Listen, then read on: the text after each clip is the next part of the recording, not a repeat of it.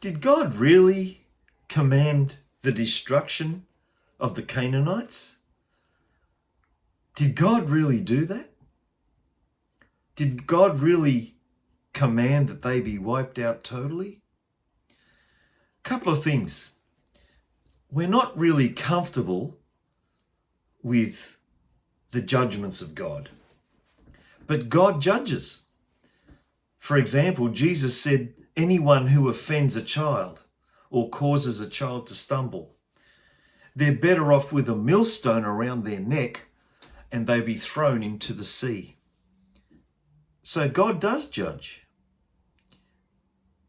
The other thing is, even though the Bible is literal, we sometimes can't take everything literally. For example, Jesus said, I am the bread of life. Is Jesus literally a loaf of bread that you slice up and put some butter on? What he was saying there is that he is the source of living.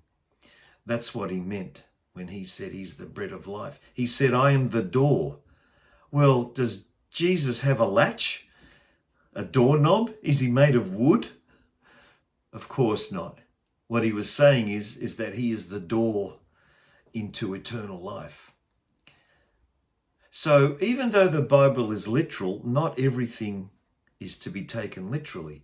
So when it says that they slayed the Canaanites, it says that they slayed the Canaanites except for those that escaped. So they weren't literally all wiped out. But God did cause a people group called the Canaanites to be destroyed. Their iniquity was full, is the Bible term. In other words, there was no room for God to do. God couldn't do anything. He couldn't help them any further. They weren't listening. And so for the sake of future generations, God had had enough. You see, God knows the counterfactuals that we don't. God knows that if he kept this cancer going amongst the Canaanites, that future generations would be destroyed as well. So he had to do something. Now, say for example, you are the leader of a country and you know that a plane, a jet load of 250 people has been hijacked and is heading into a building with a few thousand people in it. You've got a choice to make. And the two choices are, let the plane slam into the building and everybody dies, or you command your Air Force to shoot down the jet before it hits the building and save those in the building, even though all those in the jet will be destroyed. You see, God had a choice to make. He made his choice. And that choice saved many generations in the future.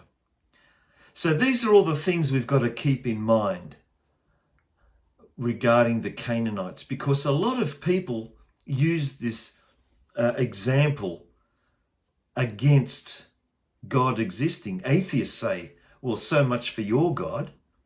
And one prominent atheist said that when he was a child, he was in Sunday school, and the thing that caused him to no longer believe was the story of Abraham. When God told, or Abram as he was known then, God told Abram to put his son Isaac on an altar.